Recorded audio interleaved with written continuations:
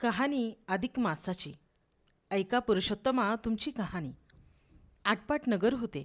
त्याचे नाव होते अवंतीपूर. तेथे 2 भाऊ राहत होते. कपाळ करंटे असल्यामुळे घरात 18 विश्व दारिद्र्य होते.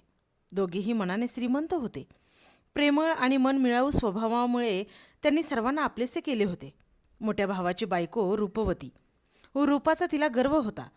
ती स्वभावाने खाष्ट आणि कपटी होती. धाकट्या भावाची बायको मुग्धा, ती मात्र शांत आणि सुस्वभावी होती. दोघा भावांचे प्रेम अतूट होते. ते एकमेकांशिवाय राहू शकत नव्हते.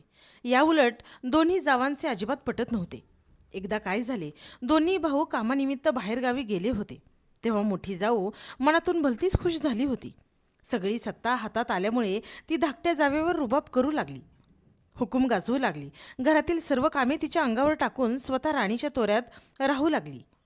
थोडे जरी धाकटीच्या हातातून चुकले तरी अपशब्दाची लाखोळी वाहून तिची पूजा करायची. मुग्धाला हे सर्व असह्य व्हायचे. तरीही चांगल्या संस्काराची असल्यामुळे डोळ्यात अश्रू ढाळत सर्व कामे निमूटपणे करत राहायची. एका दिवशी तर थोरलीने कहरच केला. रागारागाने हाताला धरून तिने मुग्धाला घराबाहेर काढले. काहीही न बोलता नेसत्या वस्त्रांशी शेजारणीला गुरुबहीण मानून तिच्या आश्रयाला गेली. मोठ्या मनाने शेजारणीने तिला आधार देऊन ओसरीवर जागा दिली. दिवसामागून दिवस सरत होते. मग त्या वर्षी अधिक मास आला. जो तो तयारी करू लागला. अधिक मासात पुरुषोत्तम देवाची पूजा केल्याने पुण्य मिळते, संकटमुक्ती होते, एवढेच मुग्धाला माहीत होते.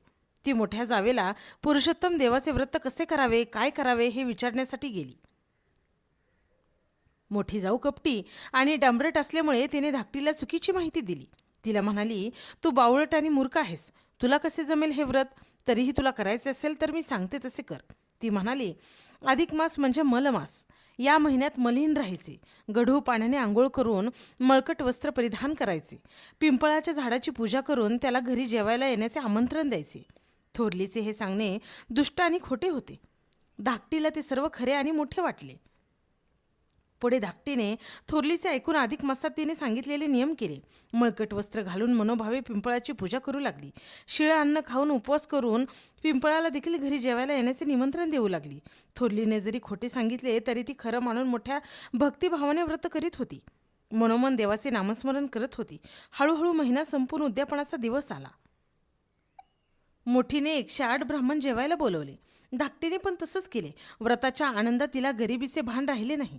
नित्य नियमाप्रमाणे ती पिंपळाजवळ गेली. प्रदक्षिणा घालून प्रार्थना केली. हे पिंपळ देवा, तुम्ही माझ्या घरी जेवायला या. उद्या माझे उद्यापन आहे, मला आशीर्वाद द्या. तिचा भोळा भाबडा स्वभाव आणि श्रद्धा भक्ती पाहून पिंपळातून विष्णू भगवान प्रकट झाले आणि म्हणाले, ठीक आहे, मी जेवायला येईन, पण कोणी विचारले तर सांग माझा भाऊ आलाय. धाकटीला खूप आनंद झाला. घरातले होते नव्हते ते सर्व गोळा करून तिने घरात स्वयंपाक केला. पक्वान्न म्हणून एकच लाडू तयार केला. तेवढ्यात श्री विष्णू छानसं रूप घेऊन आले आणि म्हणाले, ताई चल, लवकर पान वाढ. 108 ब्राह्मण आता येतील, पानावर बसून वाढ म्हणतील. धाकटीला मग काळजी वाटली. दादा सांग ना, आता काय करू?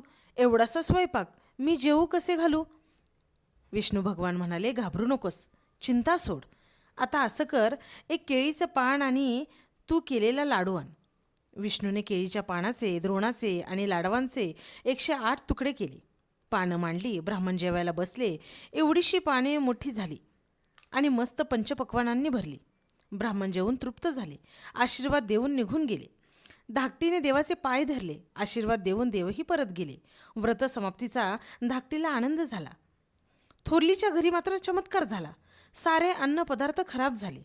काही नासले तर काही कुजले. सर्व ब्राह्मण जेवण न करता रागाने शाप देऊन निघून गेले. थोरलीला वाईट वाटले. आपण धाकटीला फसवले. तिचे ब्राह्मण जेवले, संतुष्ट होऊन गेले. नंतर संध्याकाळी थोरली धाकटीच्या घरी आली. धाकटीने तिला पाठावर बसवले. हळदी कुंकू देऊन वाटीभर दूध दिले. नमस्कार केला. थोरली मात्र ओशाळली. पश्चातापाने मनोमन म्हणू लागली, जैसी करणी तैसी भरणी. जसे केले तसे प्रत्येकाला फळ मिळाले. थोरल्या जावेने धाकट्या जावेचे पाय धरले. क्षमा मागितली तेव्हा आकाशवाणी झाली, जे कोणी अधिक मास श्रद्धेने पाळतील, नित्यनेमाने पूजा अर्चा करतील, श्री विष्णूचे स्मरण करतील, त्यांना मी आशीर्वाद देऊन सुखी करेन. पुढे दोघे भाऊ घरी आले. त्यांचे घर म्हणजे सुवर्णमहाल झाले. सर्वजण गुण्या गोविंदाने राहू लागले. त्यांच्यावर जशी पुरुषोत्तम देवाची कृपादृष्टी झाली तशी सर्वांवर होऊ दे. ही 60 उतराची कहाणी 5 उतरा सफळ संपूर्ण. श्री नारायणाय नमः.